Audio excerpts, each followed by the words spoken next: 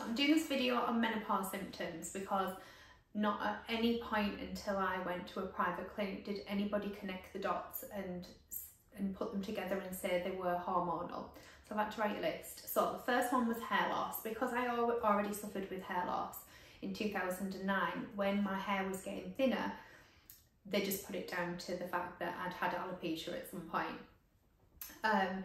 My eyes were really dry and my vision almost kind of went overnight to going from being able to do treatments with no glasses, and then I was wearing quite strong glasses. Vertigo drove me, or dizziness drove me absolutely insane, and they were treating me for labyrinthitis. I went to ENT 3 or 4 times and they were looking in my ears and my throat and saying there's absolutely nothing wrong with you. I was going back to the doctors, they were giving me more tablets for labyrinthitis. Heart palpitations were terrible. I then had a slightly underactive thyroid, so there was a whole other department that I went to see. Aching from head to toe, and this stems back from me being probably 39 and I'm 46 now.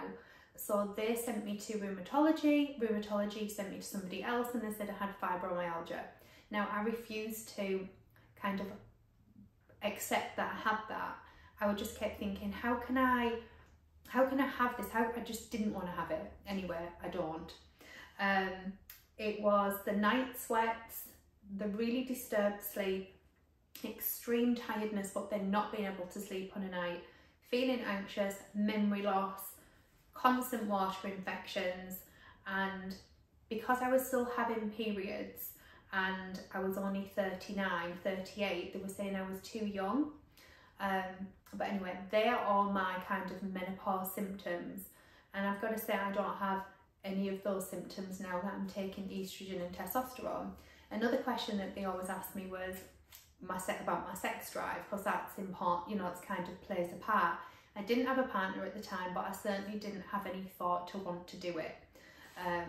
So, you know, if there's anybody out there that is having even 2 or 3 of those symptoms, and you are about that age, you have to go to the doctors and you have to press them to do the estrogen and testosterone test. And lots of people kind of come back and say my doctor wouldn't do it. I think if you kept on at them and you had 2 or 3 or 4 of these symptoms, you might find that your estrogen is low, and then you can, you know, kind of have estrogen. Testosterone is only licensed for sex drive, and then hopefully you'll feel better, because I do.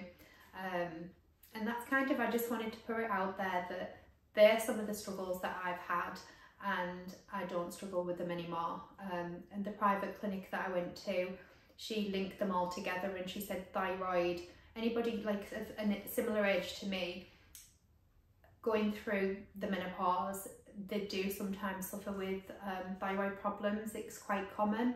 So if anybody wants to reach out or have a discussion or has any questions, if I can help, I will.